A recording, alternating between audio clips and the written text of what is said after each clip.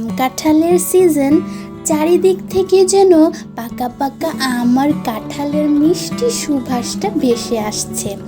এখন প্রায় প্রত্যেক দিন আমাদের সকালটা শুরু হয় আম আর কাঁঠাল দিয়ে।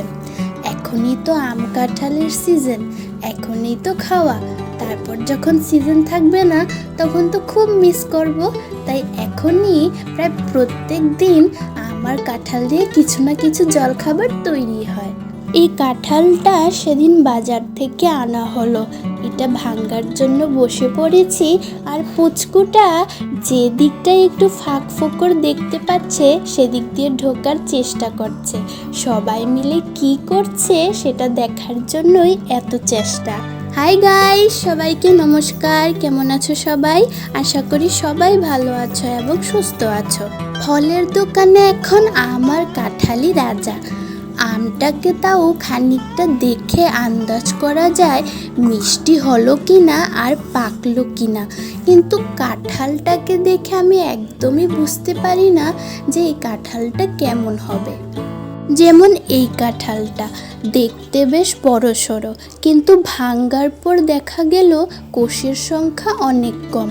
ভেতর থেকে এমন হবে, বাইরে থেকে তো বোঝা যায় না। ভালো কাঁঠাল চেনার কোনো উপায় যদি আপনারা জেনে থাকেন আমাদের কমেন্ট করে অবশ্যই জানাবেন। কেউ খাবে গোটা কোষ, কেউ খাবে চেলে।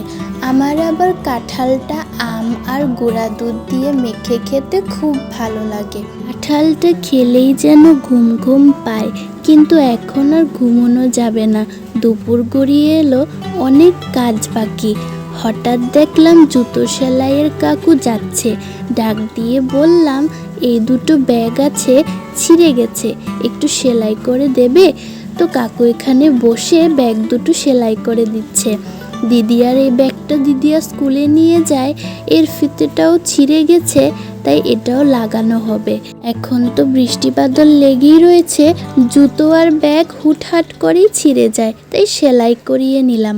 মা আবার এখানে কিছু কাঁঠালের বিচি রোদে শুকোতে দিয়ে রেখেছে। এদিন তো আবার ভারত টি-20 ওয়ার্ল্ড কাপ জিতে গেল, তাই সেই আনন্দটা একটু আপনাদের সঙ্গে ভাগ করি। সেদিনকে যে রুদ্ধশ্বাস খেলা হয়েছিল, একটুর জন্যই মনে হচ্ছিল আমাদের তরফ থেকে কিছু গন্ডগোল হতে পারে, কিন্তু যেভাবে পুরো টিমই খেলাটা সামলে নিয়েছিল খুব দারুণ হয়েছিল।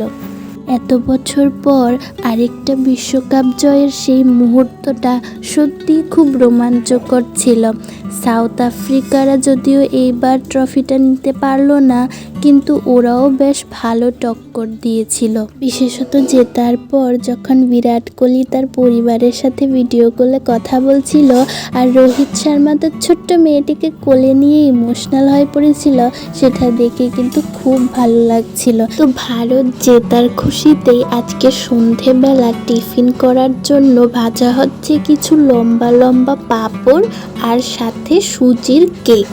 এই পাঁপড়গুলো তো আমার খুব ভালো লাগে, আর সঙ্গে বিভিন্ন রঙের ছোট ছোট লম্বা লম্বা পাঁপড়গুলো, সেগুলো আমার খুব ভালো লাগে খেতে। 2-3 দিন ধরে বিকেল বেলায় খুব বৃষ্টি হচ্ছে, তাই ভাবলাম পাঁপড় ভাজা খাই। আপনারা কারা কারা এই বৃষ্টিতে কচমচ করে আমার মতো পাঁপড় ভাজা খাচ্ছেন জানাবেন কিন্তু। আজকের ব্লগটা এই পর্যন্তই, দেখা হবে অন্য আরেকটায়। টাটা।